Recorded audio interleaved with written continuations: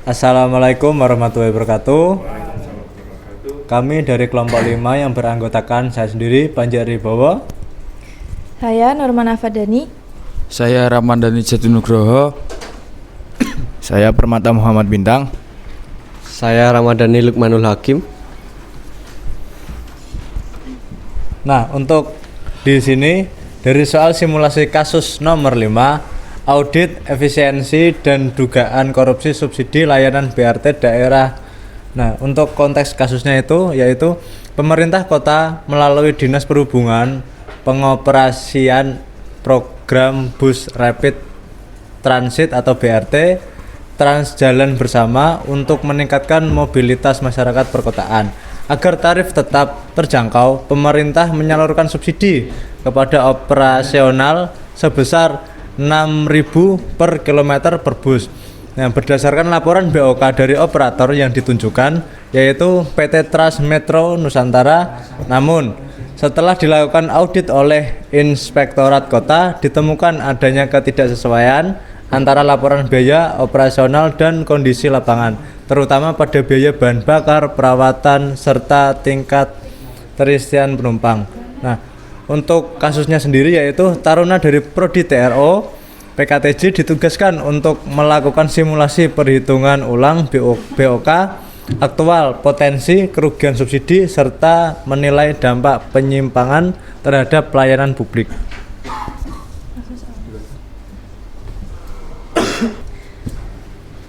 Oke Pak, dari data laporan operator itu tertulis harga busnya itu 900 juta.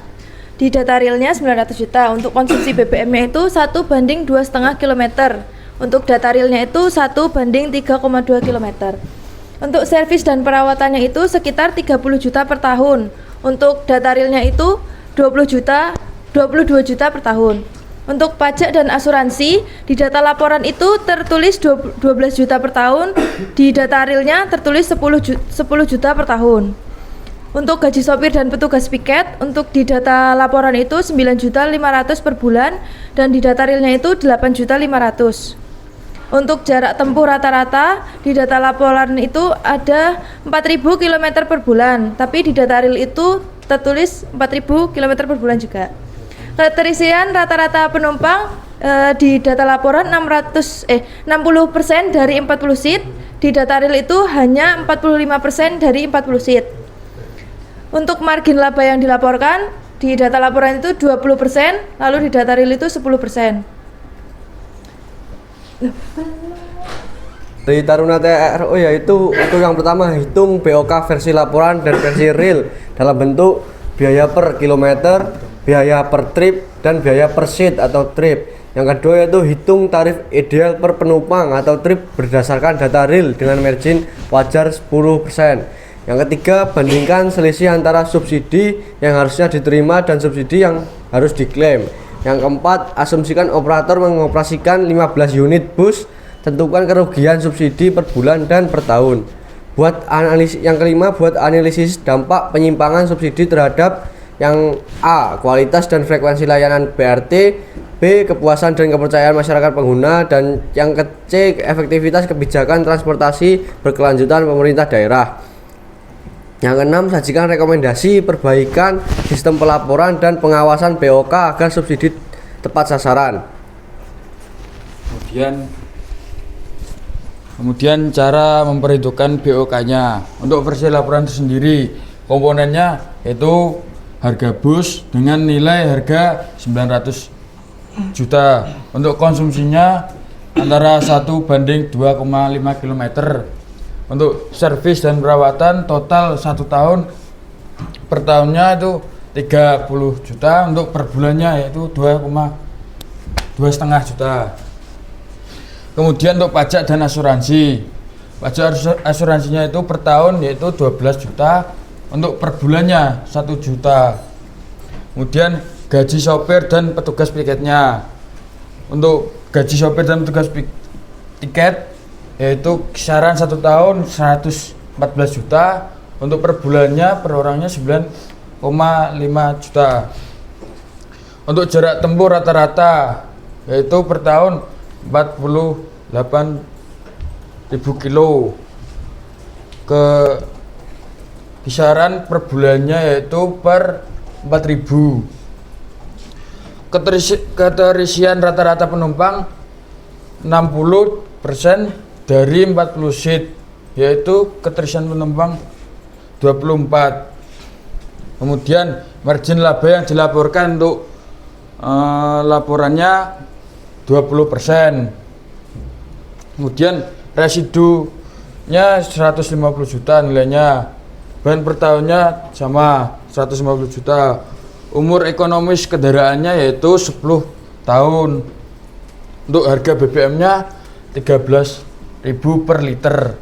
Kemudian tarif penumpangnya yaitu 8.000 per trip. Untuk penyusutan per harganya yaitu penyusutan per tahunnya, harga bus dikurangi residu dibagi umur ekonomis menjadi 75 juta. Kemudian disusutkan lagi menjadi per bulan. Penyusutan yang per tahun tadi dibagi 12 bulan.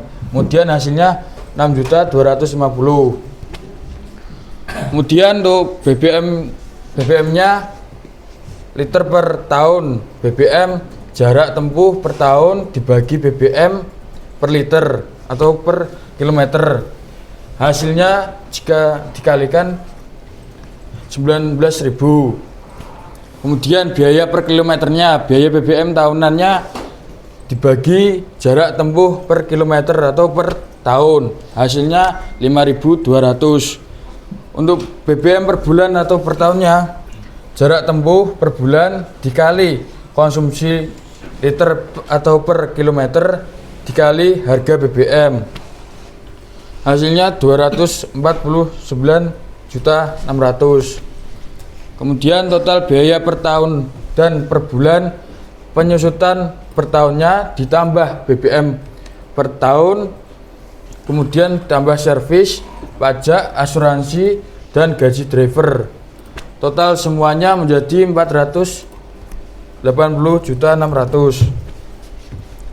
Kemudian total biaya tanpa margin dan menggunakan margin. Untuk total biaya yang tanpa margin, harga keseluruhan tersebut dijumlah, kemudian hasilnya 231.019.200. Untuk menggunakan marginnya, total keseluruhan ini dikali dengan 20% margin, hasilnya 277.223.000. Kemudian untuk versi realnya diketahui harga bus sama dengan data laporannya. Yang beda yaitu dengan konsumsi BBM-nya 1:3,2 km. Kemudian untuk servisnya perawatan 22 juta per tahun. Untuk per bulannya 1.833.000. Kemudian untuk pajak dan asuransi per tahunnya 10 juta, per bulannya 833.000. Gaji sopir dan petugas tiketnya per tahun 102 juta, per bulannya 8.500.000. Untuk jarak tempuh rata-ratanya per tahunnya sama seperti data laporannya. Kemudian keterisian rata-rata penumpang sama dengan data laporannya. Untuk margin laba yang dilaporkan, lah ini bedanya antara real sama laporannya itu perbedaannya di margin laba. Yang laporannya tadi 20%, yang versi realnya yang diterima 10%. Kemudian residunya sama seperti yang dilaporkan. Untuk umurnya sama seperti yang dilaporkan tadi. Untuk harganya BBM per liternya 13.000 sama. Untuk tarif penumpangnya 8.000 per trip sama.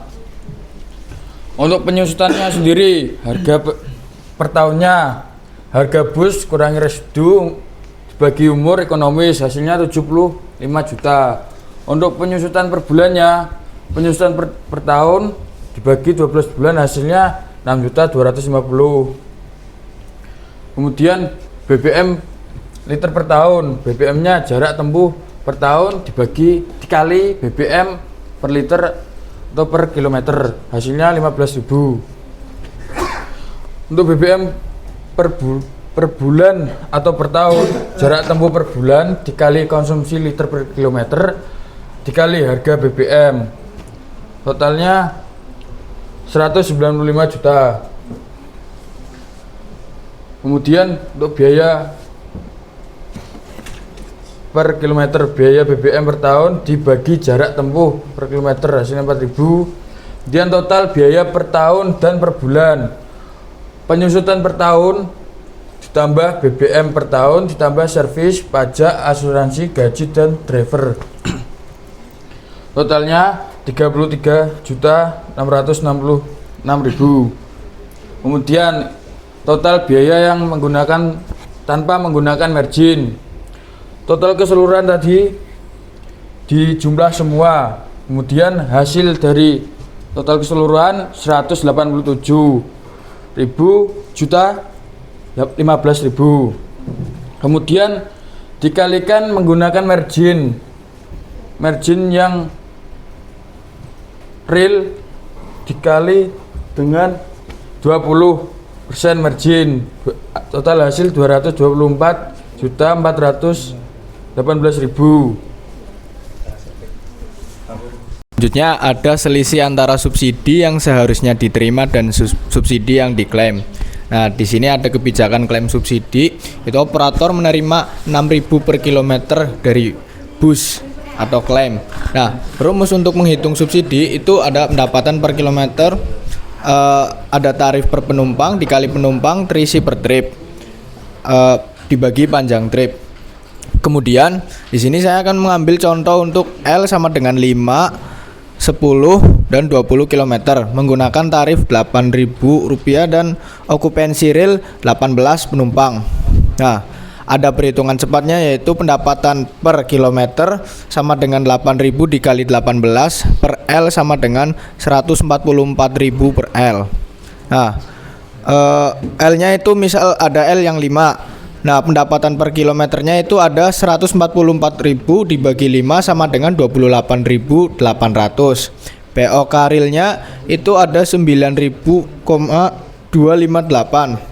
Nah, subsidi yang diperlukan maksimal ada 0, klaimnya 6.000 dan selisih klaim jika perlu adalah 6.000 over subsidi. Nah, L yang 10 itu pendapatannya ada 14.400, POK realnya 9.258, subsidinya 0, klaimnya 6.000 dan selisihnya juga 6.000. Dan L yang 20 pendapatannya itu 7.200, POK realnya 9.258, subsidi yang diperlukan itu ada 2.058,33, klaimnya 6.000 dan selisihnya 3,941,67 over subsidi. Untuk interpretasi untuk rute L 5 atau 10 km operator tidak membutuhkan subsidi sama sekali, yaitu pendapatan itu melebihi POK real, namun karena kebijakannya itu dapat memberi 6.000 km tetap, operator menerima subsidi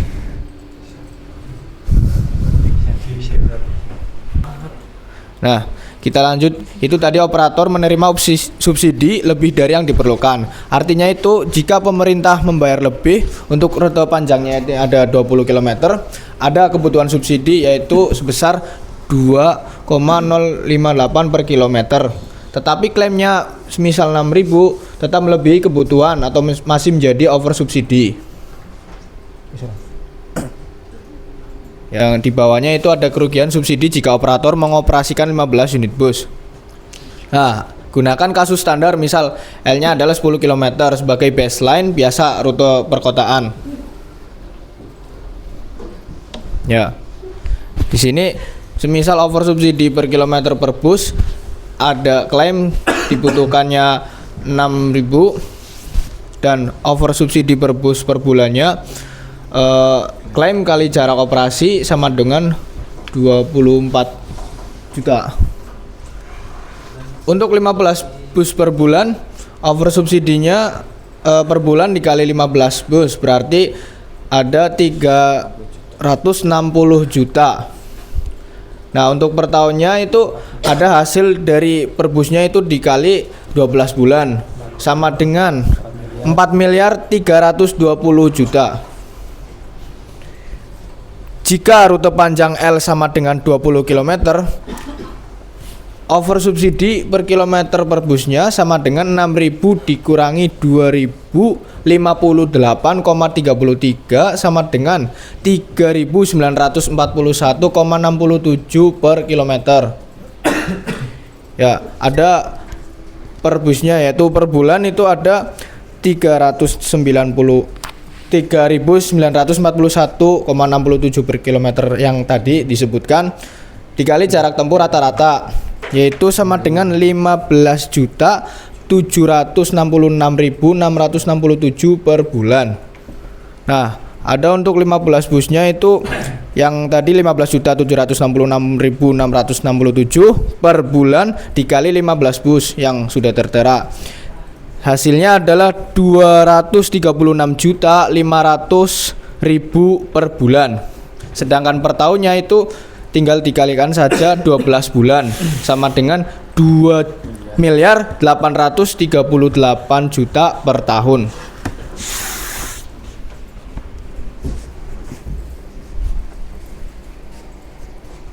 Ya, selanjutnya yaitu analisis dampak dan rekomendasi dari penyumbang subsidi layanan BRT menimbulkan kerugian negara hampir 2 miliar rupiah per tahun.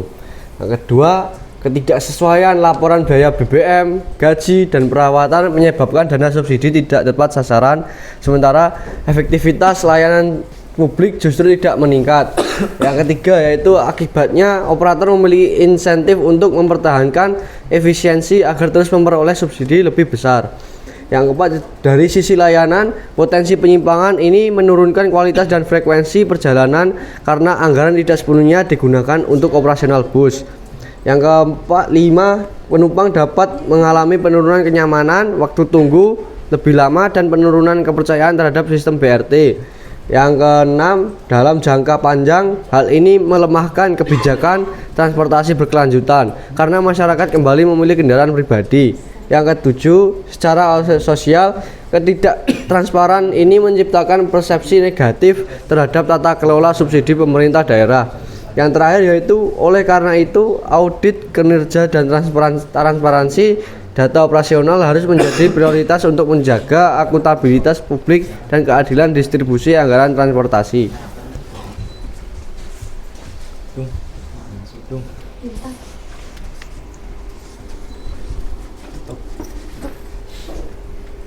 Cukup sekian presentasi dari kelompok kami. Mohon maaf apabila ada kesalahan tutur kata maupun perbuatan. Saya ucapkan terima kasih. Wassalamualaikum warahmatullahi wabarakatuh. Waalaikumsalam.